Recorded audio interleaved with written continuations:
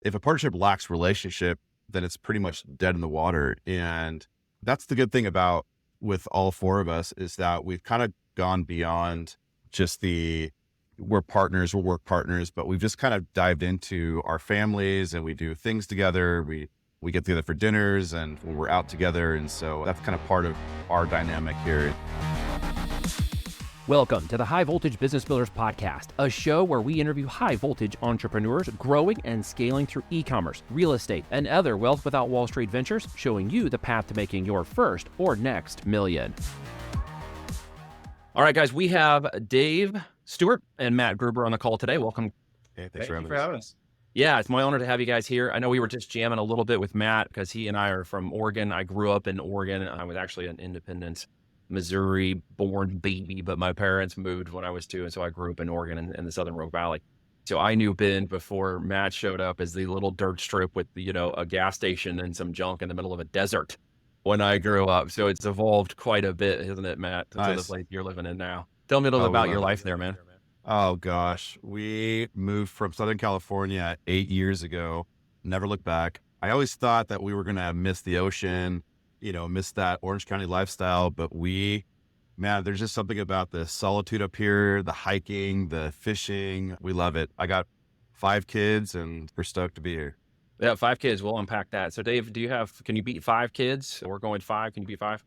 I cannot. I have 3 girls, 3.5-year-old and 2 1.5-year-old twins. So I do have the twin thing going for me. Now that feels like 5 kids because I've been there. I've got 4 daughters under the 14 and under, and I understand that space in which you're living. Now, correct me if I'm wrong, you are in Southern California still, right? I am still here. Matt hasn't coaxed me up there just yet. He hasn't coaxed you. It sounds like there's been an attempt at least. We're trying. Yeah. Okay. All right. So what's driving that to get him up there, Matt? What are you guys doing?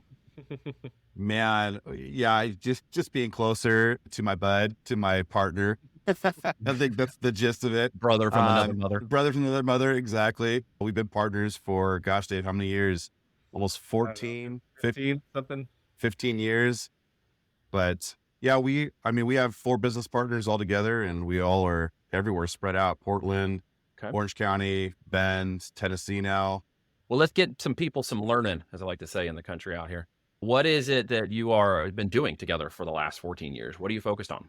Yeah, so it's been a couple things, but most recently, Design Huddle is our focus. Design Huddle is a software platform that caters to really anyone with a kind of a website presence where they want to create customizable design and video templates, and they want to have some sort of user underneath them come in to very easily customize those templates to create quick graphics, create quick social media posts, whatever that might be.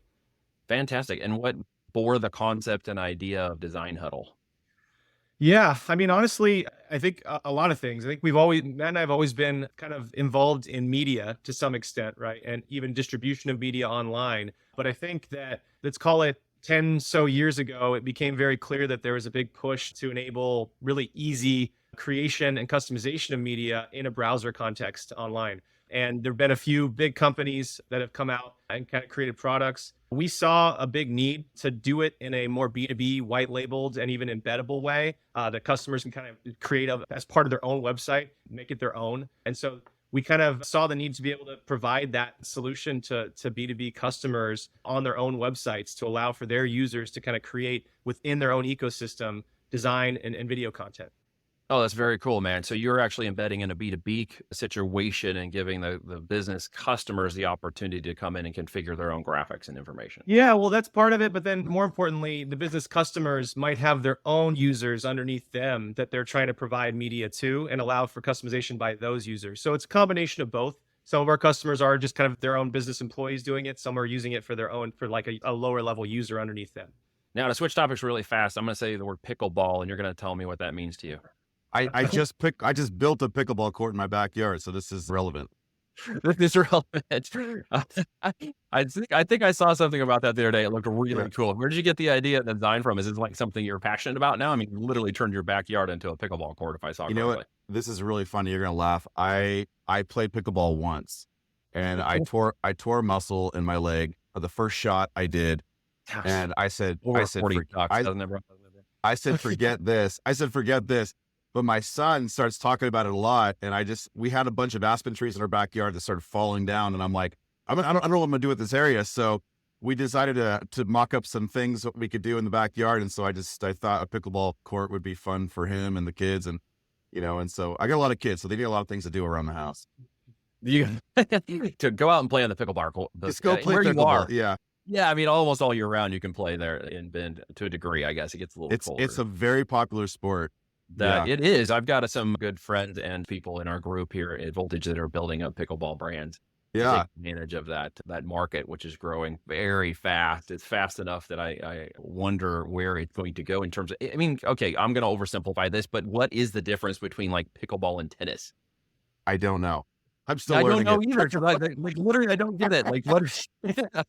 Smaller court. I mean, you could have court like badminton, right? Okay, so it's like an advanced version of badminton. So this is like an evolution, an innovation, right? I mean, it's like going from the Instapot to air fryer is how I would. Yeah, well, it kind of started it was a high demographic of people, starting out with pickleball, but there is a ton of kids and younger demographic, folks starting to really get into it. Breweries and things like that, or people are really embracing it here in Bend. Yeah, that's the outdoor aspect of it, or the simplification, I suppose. Oh, it's huge down here as well. Don't get me wrong. It's California.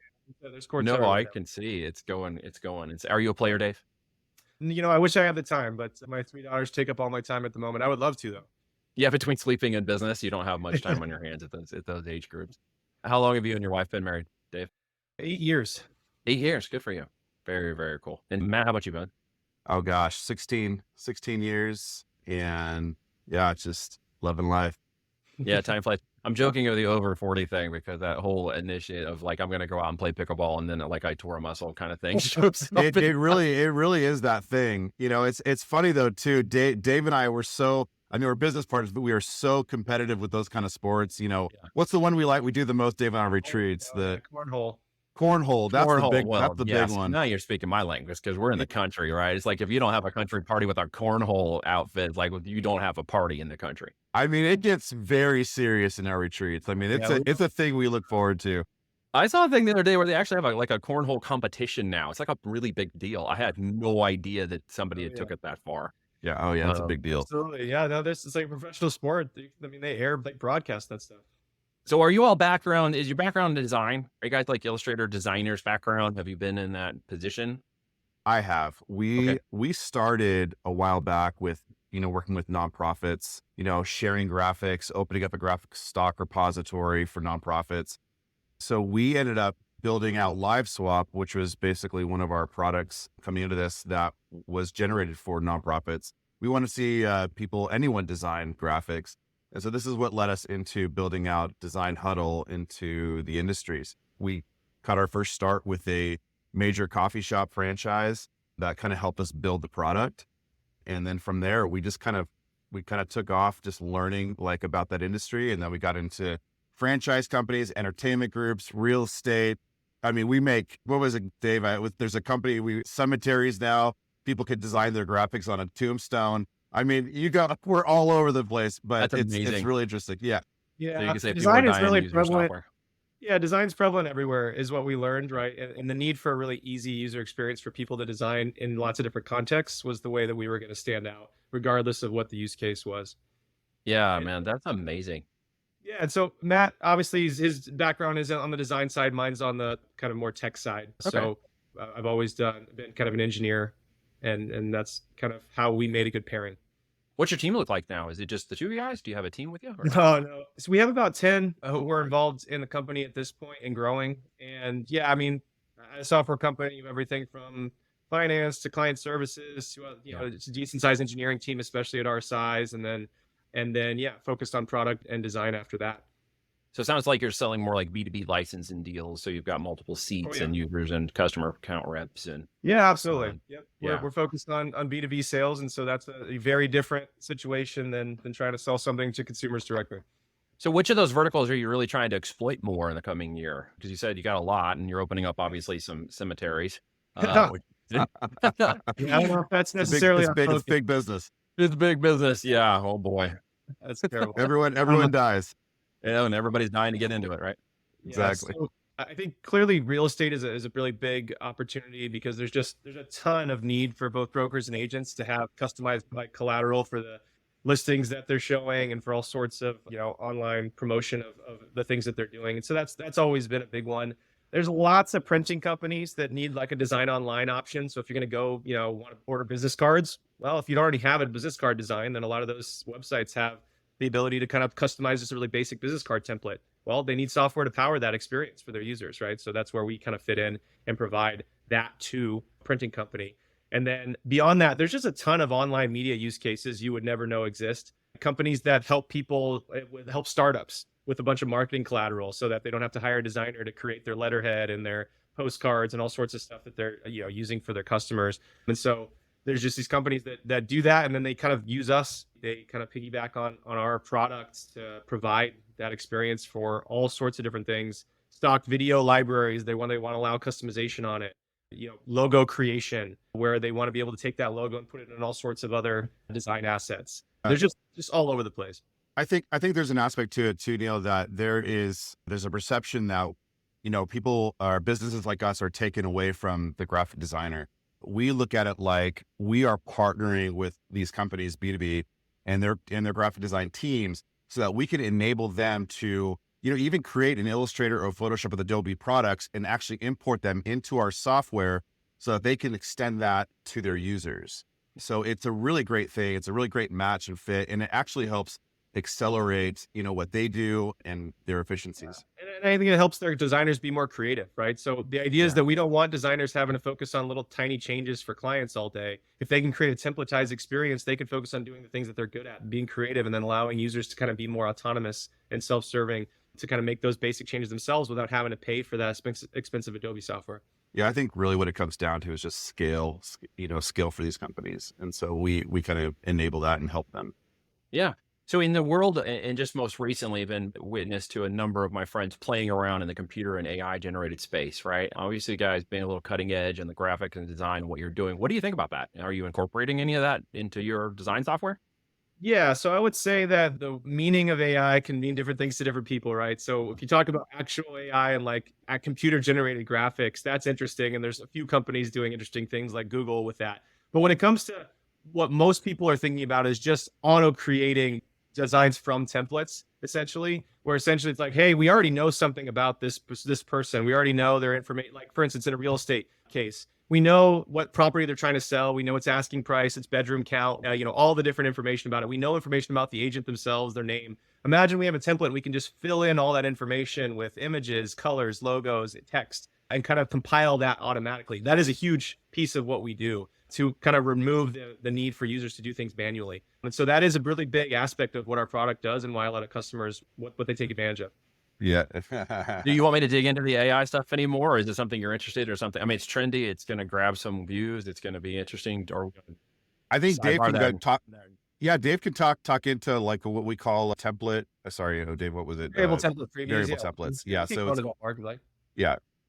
Well, it's fascinating. It's keyword driven, and it's definitely something people, Totally. Mid-Journey and stuff are things people are really looking into right now. And personally, I haven't dug into it too much, but I can see some of the ideas of conceptual art graphics maybe used a little in the business or maybe in the more artistic side of the aspects of that. What do you guys see? What's your thoughts on that? Yeah. So for us, I would say because we work primarily in B2B, there's this notion that we have a lot of information about the customer already and about what they're doing and somewhat other like shared context. And so with that information, you can take advantage of the fact that now like there are image and video repositories that are tagged where you can basically search and find anything that's already been created. There's all sorts of information textual about different context of again, real estate properties, but then in all sorts of other contexts, information about what you're trying to build. And we can take all that data, look up images, look up videos, grab the correct color schemes based on information about the branding. All that data is already on hand somewhere and stored in some database. If we could take advantage of all that, compile it all together into a nicely packaged template, essentially you can automatically generate these graphics and videos on behalf of your users and then not let them have to make things manually. That said, where we shine is the ability for the user to then still come in and edit it afterward. There's all sorts of products where it's like, hey, we'll just auto generate a video or a graphic for you. And then you're just stuck with it, right? You get basically like a flat JPEG file or something. We're saying, no, no, no, we'll do that, but then you can actually click into it and then edit it further and make tweaks if it's not perfect or if there's something you'd like to change about it. And so we're trying to be like the best of both worlds. The mantra we push is 80% auto-generated, 20% coming in and kind of making it your own after that. And that's what we've seen in places where it's like an e-commerce situation, like where the conversion rates go through the roof because now all of a sudden you can kind of remove the friction at the beginning of the process and but then still let the user feel like they have their own touch and feel on it. Yeah, and you're generating stuff in the e-com space. If I can ask a few questions about that, I mean, are you specific stores, type, content, product Yeah. line? Is there marketplaces you do and do not touch, or does it not? I mean, graphics are graphics, but I just want to get clear.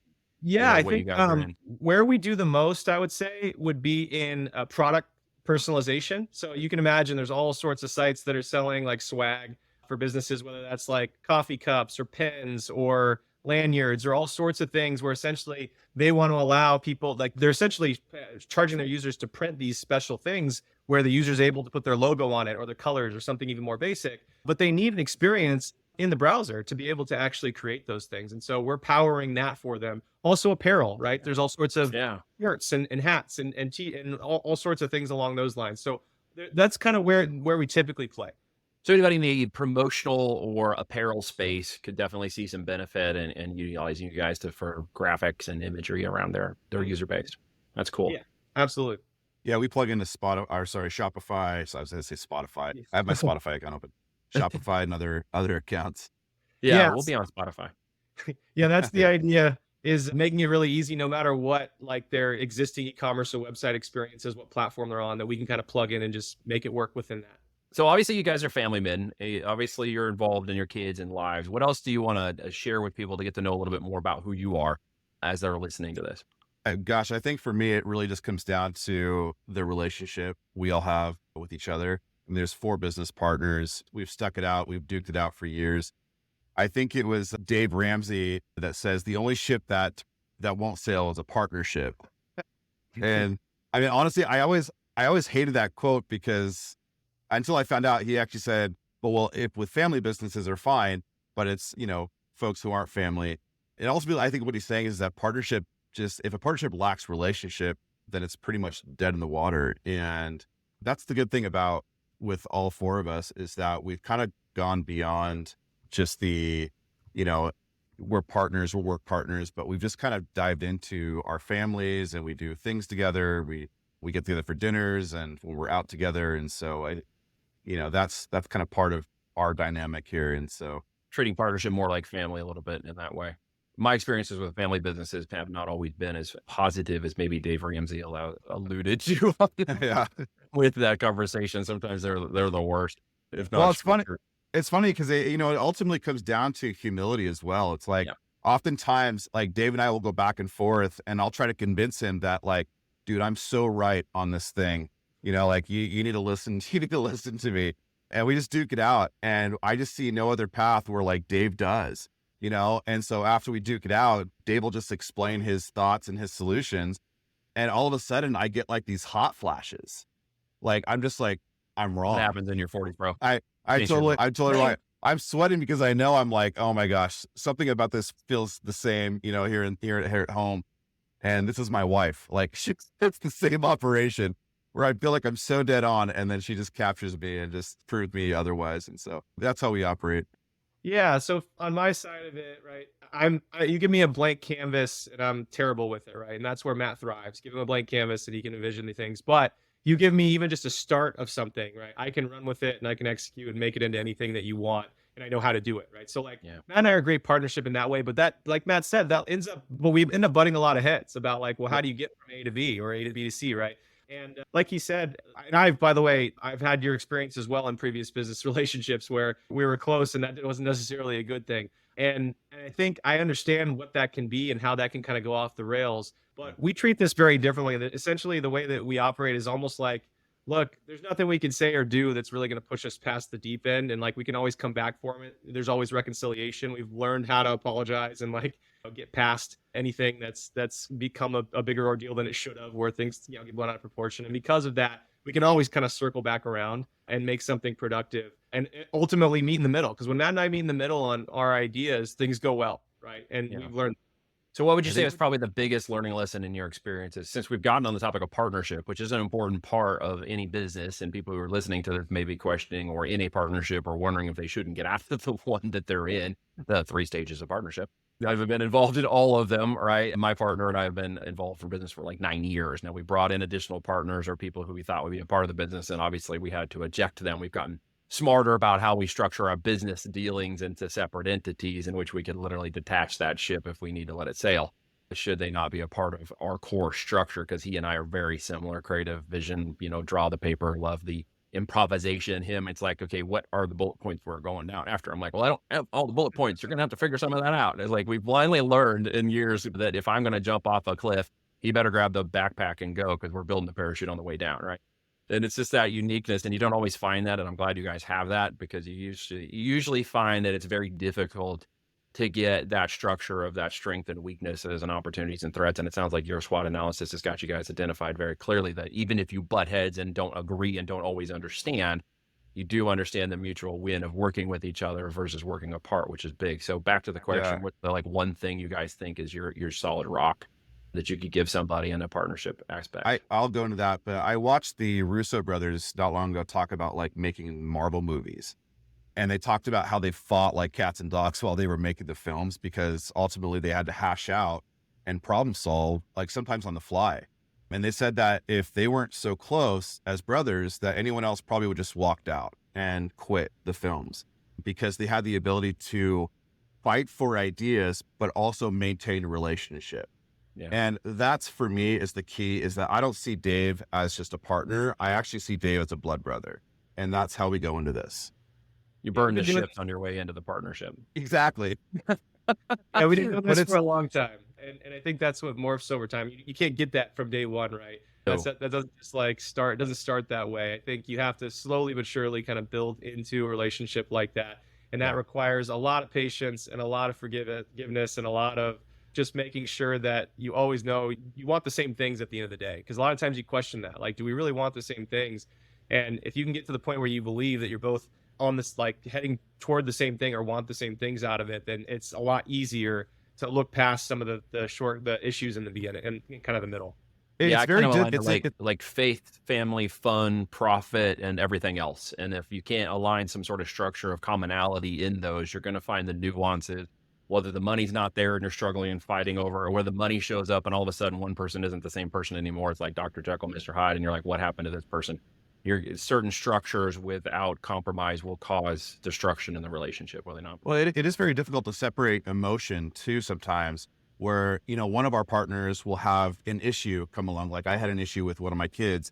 She ended up having, when she was born, she was having some issues. And that was probably the toughest time of my life, working through this business as well. But I don't think I've yelled at my partners as much as I did in those times, just in a way where I was just so frustrated on both ends, but I was burning the candle on both sides. But it's really just, I got to check myself in those times. And I learned a lot. And I think if you can get past that and see the end, it just gets better as you go on, because it just becomes more meaningful. And Matt and I have both been fortunate enough to go through other business opportunities that didn't necessarily go well, or where we learned a lot of things from. And I think you pick up a lot kind of learning that early on, and then you can take into your next venture, the learnings from that. And I think that that's one of the big reasons we've been able to be successful, is that we've avoided all the pitfalls and things that we've seen happen and destroy situations like this in the past. Well, I think your success in Design Huddle is an implication to me of your strength, communication, and resilience as partnerships go, which is great to watch. Guys, one last thought for everybody today before we cut it off. What else are you going to share with the folks who are listening today? Play pickleball. Play pickleball. Have some fun. Laugh. Don't pull a muscle. Don't pull a muscle. Okay, but let me just say this. The pickleball balls don't bounce like tennis balls. Okay, it's a softer bounce. It's a lighter bounce, and so when you think it's going to take that hard bounce, you're going for it. Don't overextend yourself. Technique. It's all about technique. It's all technique. Yeah. And I'll just say, don't overextend yourself in general in all areas of life. Yeah, in all areas of life, exactly. Don't overextend yourself. Yeah, you might pull a hammy. Guys, it's so great to have you on. I appreciate you coming in. Yep. All right. Thanks, Neil. Thanks for having us, Neil. If you like this episode, please share it with people you think will enjoy it as well. Thank you for listening, and be sure to tune in next week for a brand new episode of High Voltage Business Builders.